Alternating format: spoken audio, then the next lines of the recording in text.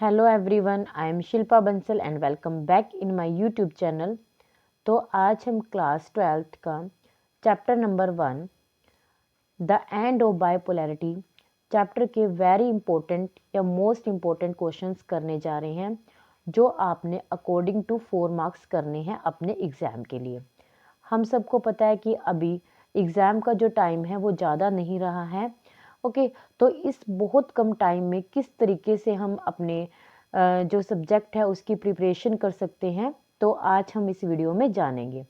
तो इस चैप्टर में से आपने जो इम्पोर्टेंट क्वेश्चंस मैं आपको करवा रही हूँ सिर्फ वही करने हैं, और आई होप कि उसमें से ही आपके जो एग्ज़ाम के अंदर आपको क्वेश्चन देखने को मिलेंगे। तो स्टार्ट करते हैं चैप्टर। फर्स्ट क्वेश्चन अब हमारा इस वीडियो में आ जाता है सोवियत सिस्टम के बारे में।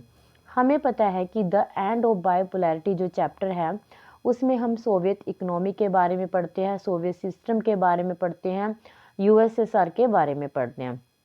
तो सोवियत सिस्टम जो है हम सबको पता है कि बहुत ज़्यादा पावरफुल था, वो वीक क्यों हो गया है, उसके कौन कौन से रीज़न हैं। तो ये जो क्वेश्चन है वो वेरी इंपॉर्टेंट क्वेश्चन है इस चैप्टर में। तो आपने इसका आंसर कुछ इस तरीके से देना है कि क्या क्या रीज़न रहे थे जो सोवियत सिस्टम था उसके वीक होने के। तो उसके वीक होने के जो रीज़न रहे थे कि वहाँ पे सबसे ज़्यादा सोवियत इकोनॉमी थी, वो उसके जो यूज़ था वो न्यूक्लियर और मिलिट्री पावर के लिए किया जाने लगा था।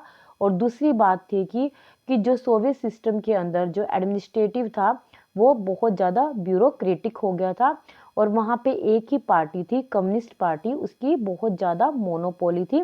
तो ये मेन रीज़न थे कि सोवियत सिस्टम जो है हमारा डिक्लाइन हो गया, वीक हो गया, ख़त्म हो गया। ओके, तो ये क्वेश्चन आपको इस चैप्टर में से करना है।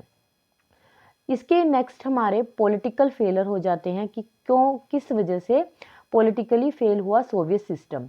तो हम सबको पता है कि वहाँ पे एक ही पार्टी थी। कौन सी पार्टी थी? वो कम्युनिस्ट पार्टी, जो उसकी बहुत ज़्यादा मोनोपोली थी इस, और बहुत ज़्यादा करप्शन था उस पार्टी के अंदर। तो ये भी पॉलिटिकल रीज़न थे, पॉलिटिकल फेलर के रीज़न थे। तो ये हमारा 4 मार्क्स के अकॉर्डिंग आपने इतना क्वेश्चन जो है, अगर आपके एग्जाम के में आता है तो आपको इतना क्वेश्चन जो है वो 4 मार्क्स के अकॉर्डिंग करना पड़ेगा।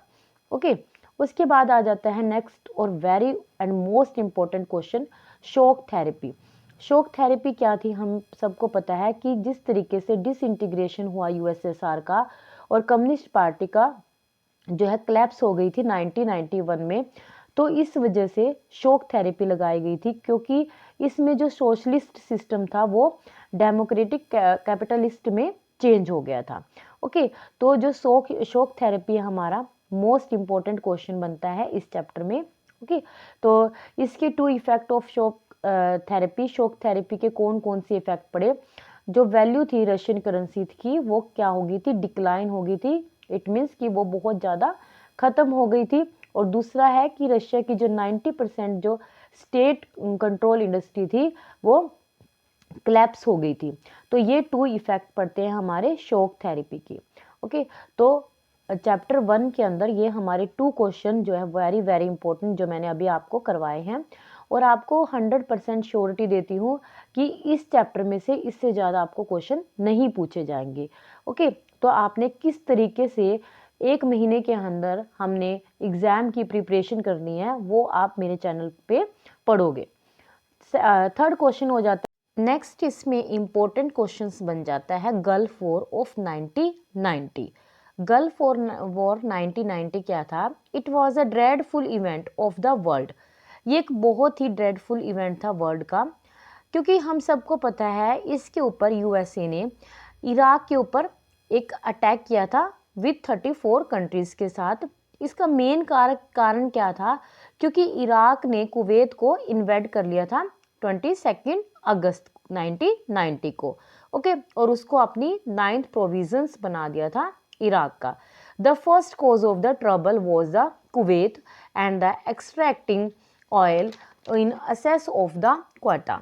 ठीक है, तो ये मेन जो रीजन थे गल्फ वॉर के होने के, जो रीजन थे वो इसमें बताए गए हैं। और ये क्वेश्चन जो है हमारा मोस्ट इंपॉर्टेंट क्वेश्चन बन जाता है इस चैप्टर का। नेक्स्ट हमारा क्वेश्चन है अरब स्प्रिंग। अब अरब स्प्रिंग क्या था? अरब स्प्रिंग के अंदर हम सबको पता है कि अरब स्प्रिंग को हम विंटर स्प्रिंग के नाम से भी जाना जाता है, क्योंकि इसके अंदर जो वेस्ट एशिया की जितना भी रीजन था, इसने इसमें इम्पोर्टेंट रोल प्ले किया था। ओके, तो हम सबको पता है कि देयर वर नियरली 6.5